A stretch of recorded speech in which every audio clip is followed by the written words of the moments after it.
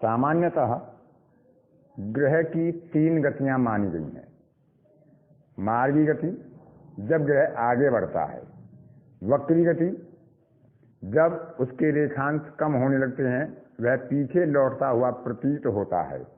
और एक स्तंभी गति, जब ग्रह मार्गी से वक्री और वक्री से मार्गी होता है तो कुछ समय के लिए उसकी गति शून्य हो जाती है, उसे स्तंभी गति कहते हैं।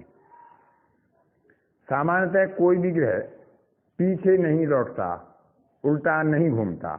हर ग्रह अपनी एक निश्चित गति पर अपने चक्रीय पथ पर बढ़ते रहते हैं, लेकिन सूर्य की और पृथ्वी की सापेक्ष गति के अनुसार उनकी गति में परिवर्तन प्रतीत होता है। उनकी गति कम या अधिक होती दिखाई देती है। कभी कभी वह अपने रेखांश से पीछे लौटते हुए दिखाई देते हैं। उनके रेखांश कम होने लगते हैं तो तब यह वक्री गति कहलाती है, अन्यथा वह मार्गी गति में आगे बढ़ते रहते हैं। जब गति में परिवर्तन होता है तो उस समय गति स्तंभी हो जाती है, स्टेशनरी एक जगह स्थित हो जाती है, स्थिर हो जाती है। तो ग्रह की जो वक्री गति होती है वह उसकी पृथ्वी और सूर्य की सापेक्ष गति के कारण होती है। वास्तव में कोई भी ग्रह अपने अक्ष पर कभी भी पीछे नहीं घूमता है।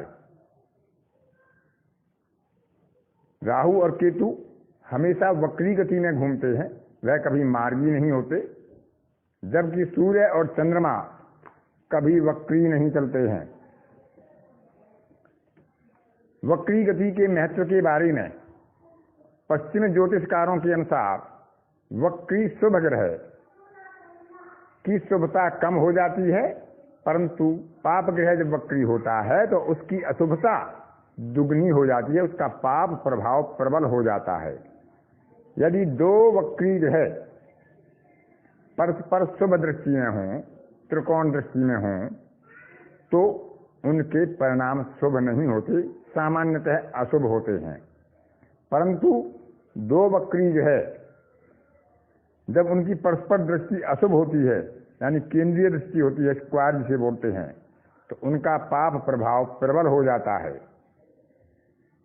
लेकिन वैदिक ज्योतिष के अनुसार वक्री ग्रह की युति में स्थित ग्रह का बल बढ़ जाता है, जिसे हम चेष्टा बल बोलते हैं। और उच्च राशि में बैठा हुआ ग्रह यदि वक्री होता है तो वह नीच राशि जैसा फल देने लगता है, और नीच राशि में बैठने वाला वक्री ग्रह उच्च राशि जैसा फल देने लगता है।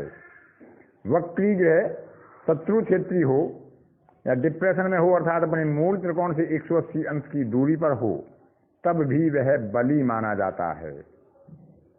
कृष्णमूर्ति पद्धति के अनुसार जन्मपत्री में ग्रह के वक्री होने का कोई महत्व नहीं होता, परंतु जब प्रश्न कुंडली में विचार करते हैं तो वक्री ग्रह को महत्व दिया जाता है। उसमें वक्री ग्रह के परिणाम इस प्रकार बताए गए हैं कि कोई भी ग्रह जो वक्री ग्रह के नक्षत्र में स्थित होगा वह अपना फल शुभता में नहीं देता, उसके कार्य में असफलता ही पैदा करता है, उसकी शुभता में बाधा हो जाती है। यदि कोई ग्रह वक्री हो और वह स्वयं के ही नक्षत्र में हो तो निश्चित रूप से वह असफलता का परिचायक है। वक्री ग्रह अगर किसी मार्गी ग्रह के नक्षत्र में हो तो वह सफलता तो देगा, लेकिन बाधाओं के बाद, बाधाएं पार करने के बाद कुछ विलंब से वह उस समय सफलता दिलाएगा जब वही ग्रह पुनः उस स्थान पर लौटकर मार्गी गति में आ जाएगा जहां से उसकी वक्री गति प्रारंभ हुई थी। अर्थात जिस अंश पर ग्रह वक्री हुआ था, जब मार्गी होकर ग्रह उसी अंश पर पुनः पहुंच जाएगा तभी वह कार्य को सफल करा पाएगा। वक्री ग्रह के नक्षत्र में यदि कोई मार्गी ग्रह भी स्थित होता है तो अभी वह सफलता नहीं देता। प्रश्न कुंडली में राहु केतु को वक्री के रूप में नहीं लेना चाहिए, क्योंकि इनकी गति सामान्यतः वक्री ही रहती है, ये अपनी गति में परिवर्तन नहीं करते। जिस प्रकार सूर्य और चंद्रमा हमेशा मार्गी होते हैं, राहु केतु हमेशा वक्री होते हैं, तो इनकी गति सामान्य होती है, तो उसे वक्री में नहीं लिया जाता, उसे सामान्य रूप से अपनी मार्गी गति को ही माना जाएगा। अन्य जो 5 ग्रह हैं मंगल, बुध, शुक्र और शनि, इनकी वक्री गति को वक्री गति में माना जाएगा प्रश्न कुंडली।